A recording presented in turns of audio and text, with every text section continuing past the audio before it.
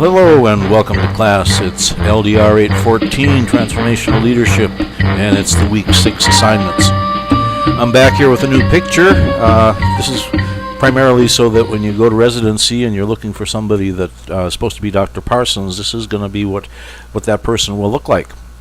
So we're going to look at the readings first of all. And here we have a series of articles that build upon the situational and contingency models of leadership that we started investigating last week. And we had a very good discussion of the various approaches that can be used in contingency leadership and the application of those particular approaches.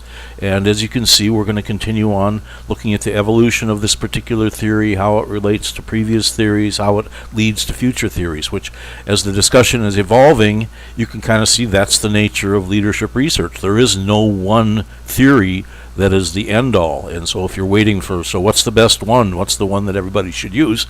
There is no such thing. Leadership research is basically the reinvestigation and definition of what leadership is, how it's been applied, and even the experts in the field say, well, we know more about it than we did 100 years ago, but they were nowhere near having a complete definition that everybody would agree on and applies to all situations. Okay, so that is just the nature of the beast that we're dealing with. The assignments for this week include the discussion of the leadership theories we're going to be covering, and then a paper which will synthesize and integrate the readings from the past 2 weeks. I want you to primarily focus upon the situational contingency leadership models, even though there are other models, other theories of leadership mentioned. We want to keep our writing focused on the topic for the week. So don't start writing a whole long paper about transformational leadership or authentic leadership or something that we're not really talking about here.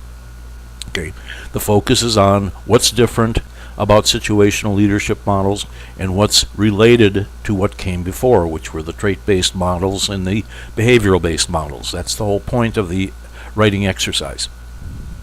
All right. Just to reiterate, an 8 to 10 page paper means 8 to 10 pages of the body of the paper. 8 to 10 does not include a title page. 8 to 10 does not include your list of references. 8 to 10 does not include an abstract if you decide you're going to put it on a separate page. 8 to 10 means the body of the paper.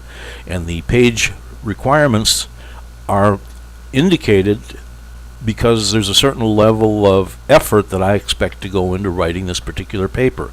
If I said a 2-page paper, that would indicate much less effort than an 8 to 10 page paper. If I had said a 25-page paper, that would indicate a great deal more effort was expected. So this is in between. This is in between a 2-page paper and a 20-page paper. So medium amount of effort.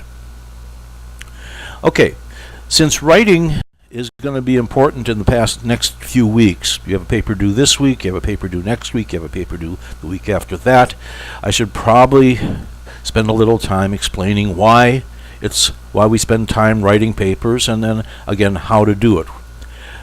Why do we write papers? Because writing is the way that academics communicate with each other. They write papers. They publish them in academic journals, and that's the way the people in the field know what's going on. Yes, of course, things change with the internet, and there's more publishing on the internet, but even there, generally, it's written down. It's typed up in a particular form and then distributed, whether it's distributed in a paper-bound journal, the way many of the journals are still published, or is it published online in a totally electronic form.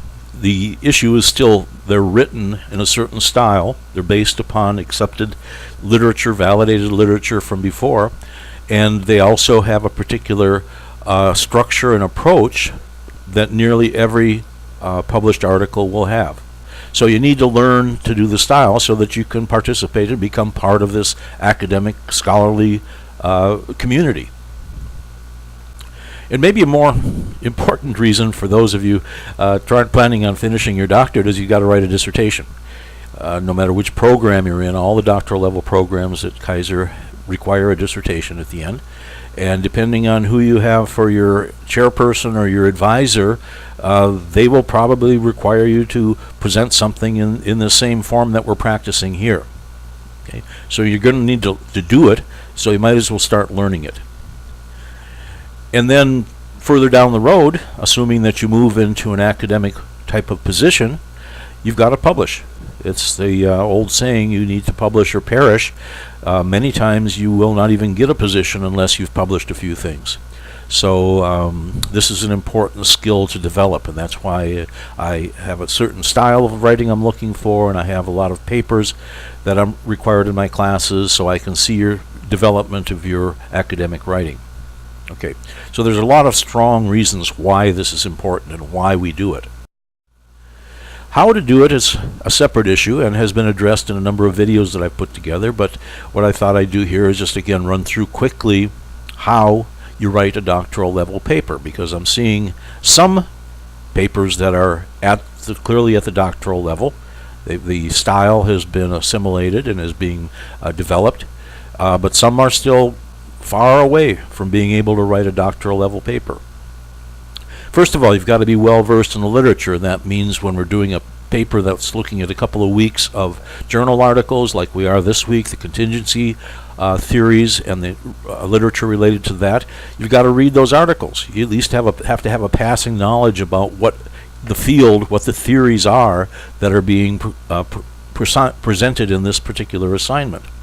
And then you need to also do additional research, follow up on some of the ideas as you start to develop your thesis statement, go back and look for additional articles that contribute to that particular line of thinking. Okay. And before you ever sit down at the keyboard to try to start writing, you got to think hard about how you want to approach the assignment. As I've said, and I have in the rubric, I'm not looking for you to simply repeat the assignment question and say, this is the thesis for my paper. The assignment question could be taken in a lot of different ways, and you really need to think about how you want to approach the assignment and come up with your particular topic and your particular thesis statement. And then once you've kind of come up with an approach that you might want to use, the way you might want to write the paper, how you would make the topic, then you've got to look at the literature that you've got and see how that literature is going to fit into supporting your particular argument that you're going to try to develop. Generally, this requires going back and looking at your thesis statement again and saying, well, with this information I've got, will I really be able to support this thesis statement? And then you may find that you've got to go back and say, well, I need to make a few adjustments, or you may say there's no way. I chose something that's totally undoable. This happens all the time with students who come to me with their dissertation topics. Say, can I do this? And I say, no, it's not going to work. So you really need to approach even writing papers as an example of how the dissertation and how topics are developed. Then once you've decided your thesis statement and your information, then you start to create your outline. And the outline is going to introduce the thesis statement and the introduction of the paper, and then the various paragraphs within the body of the paper will follow that and support that and argue that particular point. So every paper should have an introduction. I don't really care if you put the title or heading introduction at the top of it. Okay, I think it's a good idea because it indicates that you're doing what is required. But the main thing is the introduction has to have an overview of the topic, specifically as a thesis statement, what the purpose is for writing the paper, and then also the approach that you're going to use to support the thesis statement, support your argument. Then the body of the paper, shown here as the body paragraphs, support the objective of the paper. You develop the major sections, the broader areas of support, and then the subsections within those with the more detailed support, of course using references throughout. And then finally, in the conclusion, summarize how your paper met the objectives of the introduction. Okay, this can sometimes talk about additional work that could be done or questions that were not answered but could be asked.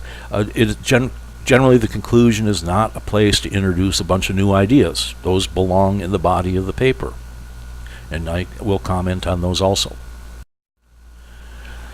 So continuing, it's finally time now that you've got your plan to start writing, start filling in your outline, writing your sentences, making up your paragraphs, using your references. Pay attention to the sequence. Remember, it's like preparing if you're going to teach a class. You got to have a lesson plan. You have to know what you're going to start out talking about. Then you're going to have to build in the various components of the class to make a logical flow. You just don't throw out random ideas in any kind of a sequence. The students won't have any idea about what you're talking about. Well, the same thing happens in a paper. If you don't have a logical sequence to your argument, to what you're trying to present, your reader won't have any clue about what you're actually trying to say, what the point is of what you're writing. Use your references frequently. At a doctoral level, you should be having a whole page full of references. 5 or 6 references for a 10-page paper is not acceptable. You should have at least 15 to 20. Okay? And I'm fairly relaxed upon this compared to some of the other professors you'll get. Also, I find people using a single reference to support an entire section of their paper. This, again, does not show adequate amount of research. Several perspectives need to be incorporated to show that you've really researched and understood and synthesized the various perspectives on a particular point that you're trying to make. Then also the logic has to make sense. You have to connect the ideas together, and here's where I talk about transitions. Your reader doesn't know you're thinking about why things connect according to your framework. You have to tell them. Don't put the burden of trying to understand what your logic is. Don't put that on the reader, because I'll simply say, look, you're supposed to tell me what you're thinking about. I don't have to figure out what you're thinking about. And then leave time for revision. The first draft is just that. It's just the beginning. In the beginning stages, don't worry so much about spelling or proofreading grammar. Okay, the idea is to get the logic right, and then you can go back and do all the finishing touches with spell checker. That shouldn't be that big a problem. Certainly don't turn in something that has red squiggly lines under it or green squiggly lines. That means there's something wrong, either in the spelling of the word you're using or the phrasing of the sentence you're doing. And then before submission, heavy-duty proofreading. Make sure somebody else looks at it to identify things that you've looked at 100 times already and you're just not seeing it anymore. The Kaiser University Writing Studio is sending out invitations to everybody to use their services. You have a professional. They don't call themselves proofreaders, but they will, tell you when you're doing something wrong. So make use of them. It does mean you've got to plan ahead so that you can turn it in and get it back, but in general they have a fairly fast turnaround rate, and I guarantee you your writing will improve based upon the feedback that they give you. So why all the fuss? Well, as I said before, you're going to have to write a dissertation, and the way you're writing these papers, the way I want you to write these papers, is how you write a dissertation. You have an introduction, you have a literature review, you have your methodology section, you have your conclusions. Okay, so this is very similar. We're not doing the actual data collection part, but we're doing all the other pieces. Unfortunately, writing is not easy.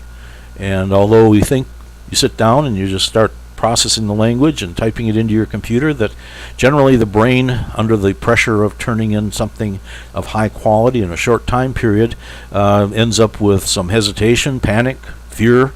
These might be happening actually all in stages, starting out with lack of motivation or procrastination, and ending up as the deadline approaches, fear, panic, and paralysis.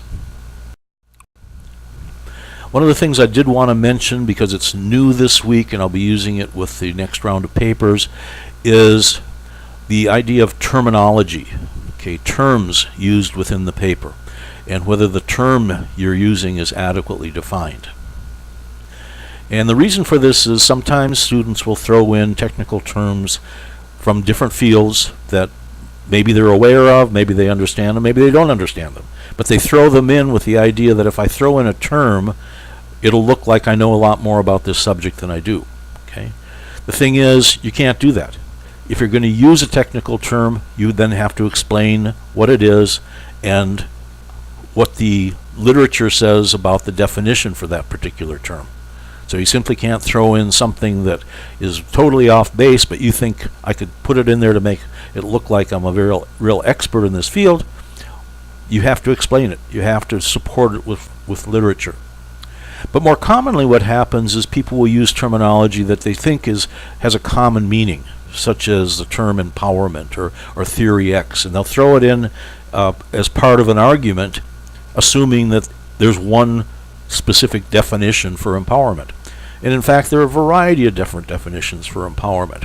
You plan to be using it, you writing the paper, in a particular way, and you want your reader to interpret it that same way. But the reader, unless you tell them what your definition is that you're using, has no idea and shouldn't accept your argument or your point based upon a definition, a term that has multiple different interpretations.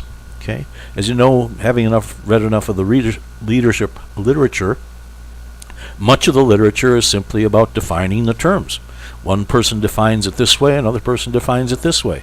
Okay, it's the same term, it's leadership, but now they're using different definitions and different interpretations to kind of turn it into something else.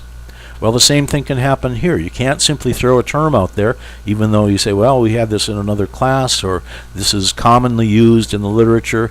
There are many different interpretations, and for you to use that term in your writing, you have to specify precisely what you mean by that term, and also you need to use a validated source to say that you're just not making up your own definition.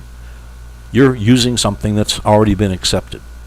Okay, so that's going to be a new thing that you'll see in the rubric, and when I find terminology that needs to be more adequately defined, I will make a point of showing you that.